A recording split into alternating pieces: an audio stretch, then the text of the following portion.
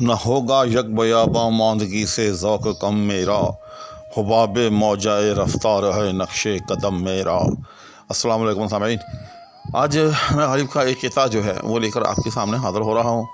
اب یہ خدا معلوم کہ اس کو ہم قطعہ کہیں کہ یا اس کو کسی غزل کا حصہ کہیں، کیونکہ ممکن ہے کہ یہ کوئی غزل ہو اور غالب نے اس میں سے 2 اشعار کا انتخاب کیا ہو، یا پھر یہ قطعہ ہی ہو۔ تو بہرحال یہ 2 شعر الگ تھلگ ملتے ہیں ہمیشہ غالب کے، لیکن کمال شعر ہیں، دونوں ہی کمال شعر ہیں، بندے کا دل کرتا ہے کہ پڑھتا رہے۔ تو آئیں آج کی نشست میں ان کی تشریح بیان کرتے ہیں۔ تو شعر ہے: نہ ہوگا یک بیاباں ماندگی سے ذوق کم میرا، حباب موجۂ رفتار ہے نقش قدم میرا۔ تو آئیں سب سے پہلے ان کے مشکل الفاظ کو دیکھ لیں۔ نہ ہوگا یک بیاباں، بیاباں ہی ہوتا ہے جنگل جس کو کہتے ہیں، یا صحرا جس کو کہتے ہیں۔ نہ ہوگا یک بیاباں ماندگی سے ذوق کم میرا۔ اچھا، یہ ماندگی یاد رکھیے گا، یہ ماندن سے ہے، اس کا مطلب ہوتا ہے تھک جانا۔ تو مصرعے کا مفہوم کیا ہوا کہ نہ ہوگا یک بیاباں ماندگی، یعنی میں محو سفر تھا، تاکہ میں نے ایک بیابان جو ہے وہ عبور کیا۔ تب ہونا تو یہ چاہیے کہ جب ایک آدمی ایک بیابان کو عبور کر لے، ظاہر ہے بیابان یعنی صحرا، جس کا تصور آتے ہیں انسان کے جو ہے وہ رونگٹے کھڑے ہو جاتے ہیں، کیونکہ صحرا میں نہ کوئی درخت ہوتا ہے، نہ کوئی چھاؤں کا بندوبست ہوتا ہے، ریت ہی ریت ہوتی ہے۔ تو ایسے میں وہاں سفر کرنا کتنا مشکل ہے، اور پھر ایک شخص جو ہے، ایک مسافر جو ہے، وہ پورے کا پورا بیابان جو ہے وہ عبور کر جائے، تو لامحالہ اس کی فطرت میں بنتا ہے کہ وہ تھک جائے۔ لیکن غالب پھر غالب ہے، یا شاعر ہوتا ہے، تو غالب کہتے ہیں کہ نہ ہوگا یک بیاباں ماندگی سے ذوق کم میرا، کہ ایک جب میں بیابان عبور کر چکا، اور ظاہر ہے بندہ تھک بھی جاتا ہے اور تھک بھی گیا، لیکن اس سے یہ کوئی مت گمان کرے کہ میرا ذوق سفر جو ہے وہ کم ہو گیا۔ نا نا نا نا نا، میرا ذوق سفر جو ہے وہ اسی طرح سے جو ہے وہ برقرار ہے۔ چنانچہ دوسرا مصرعہ ہے: حباب موجۂ رفتار ہے نقش قدم میرا۔ حباب کہتے ہیں بلبلے کو۔ اب ذرا مصرعے کا مطلب سمجھنے کے لیے غالب کی قوت متخیلہ کو دیکھیے کہ غالب نے جب انسان چلتا ہے تو ظاہر ہے ایک ردھم کے ساتھ چلتا ہے، تو وہ جو ایک ردھم ہے جس کو ہم رفتار بھی کہتے ہیں، اس کو غالب نے جو ہے وہ موجۂ آب کے ساتھ تشبیہ دے دی ہے۔ کیونکہ آپ نے دریا دیکھا ہوگا کہ دریا بھی جو ہے تھوڑی دیر کے لیے آپ یوں کریں، دریا کے کنارے دریا کی رفتار سے چلنا شروع کر دیں، تو آپ کو بالکل ایسے محسوس ہوگا کہ جیسے آپ کی رفتار جو ہے وہ دریا کی موج کے ساتھ ساتھ چل رہی ہے۔ یعنی جس طرح سے آپ کے ساتھ ساتھ دریا بہہ رہا ہے، اسی طرح سے جو ہے آپ بھی دریا کے ساتھ ساتھ چلتے، یا ایک طرح سے یوں کہیں کہ بہتے چلے جا رہے ہیں۔ یعنی آپ کی جو رفتار ہے وہ بھی گویا کہ ایک طرح سے دریا کی موج ہے۔ تو یہاں سے غالب نے جو ہے رفتار کو جو ہے وہ موجۂ رفتار قرار دیا۔ اچھا، اب اس کے بعد غالب کی قوت متخیلہ نے ایک قدم اور آگے بڑھایا کہ جب ہم چلتے ہیں تو راستے پر نقش قدم جو ہے وہ بنتے ہیں۔ تو غالب نے جو ہے وہ جو نقوش قدم بنتے ہیں ان کو بلبلے کے ساتھ تشبیہ دے لی، کیونکہ آپ نے دیکھا ہوگا کہ جب دریا میں پانی بہتا ہے یا کسی بھی ندی نالے میں پانی بہتا ہے تو اس کے اوپر وہ جو بلبلے بنتے ہیں تو وہ ختم نہیں ہوتے آنن فانن، بلکہ اس کے اوپر جو ہے وہ تیرتے چلے جاتے ہیں۔ تو غالب کی قوت متخیلہ نے یہاں سے جو غالب کے نقش قدم تھے، یعنی جب راستے پر غالب چل رہا تھا تو جو نقش قدم جو تھے ان کو بلبلے کے ساتھ تشبیہ دے دی۔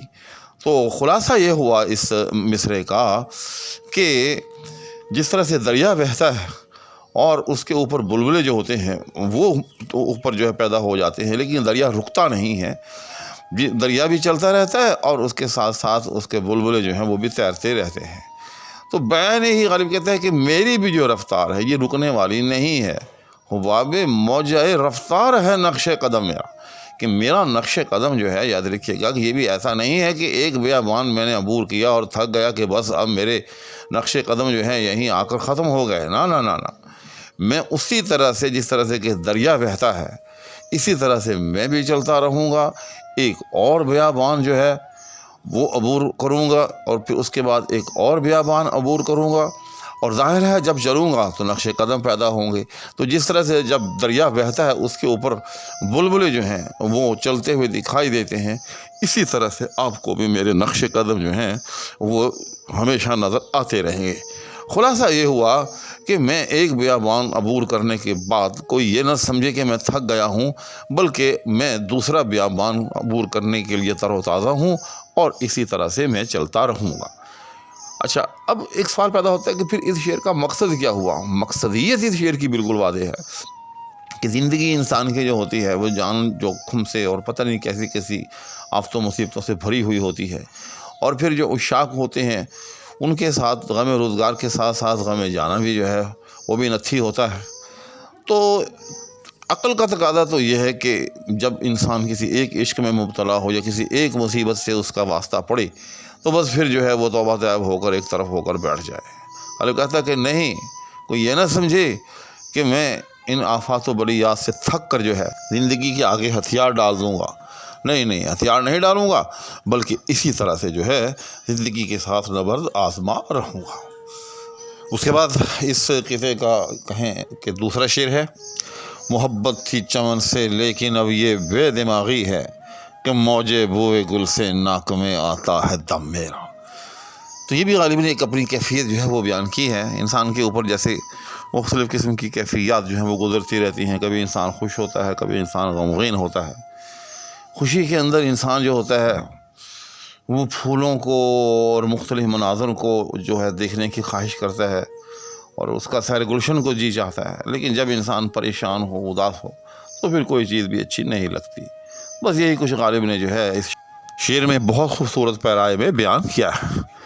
چنانچہ غالب کہتا ہے کہ محبت تھی چمن سے لیکن اب یہ بے دماغی ہے کہ کبھی وہ وقت ہوا کرتا تھا کہ چمن کے ساتھ بڑی محبت ہوا کرتی تھی، یعنی باغ کی سیر کو بہت دل چاہتا تھا، پودوں میں دل بڑا خوش ہوتا تھا، لیکن اب یہ بے دماغی ہے۔ لیکن اب یہ بے دماغی ہے، بے دماغی کا مطلب یہ ہوتا ہے کہ انسان اداس ہو، انسان کا کسی چیز کو بھی دیکھنے کو، اس سے محظوظ ہونے کو دل دماغ نہ کرے، تو اس عمل کو کہتے ہیں بے دماغی۔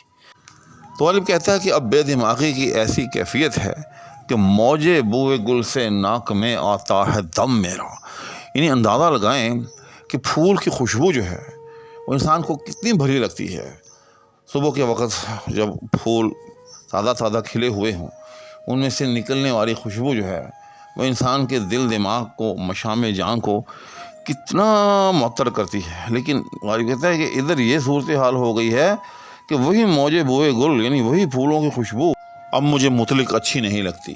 حتیٰ کہ اگر کہیں مجھے پھولوں کی خوشبو سونگنے کا جو ہے وہ اتفاق ہو تو الٹا جو ہے وہ مجھے جو ہے وہ بھلی لگنے کی بجائے جو ہے وہ بری لگتی ہے، حتیٰ کہ اس سے مجھے ناک میں جو ہے وہ دم آیا محسوس ہوتا ہے۔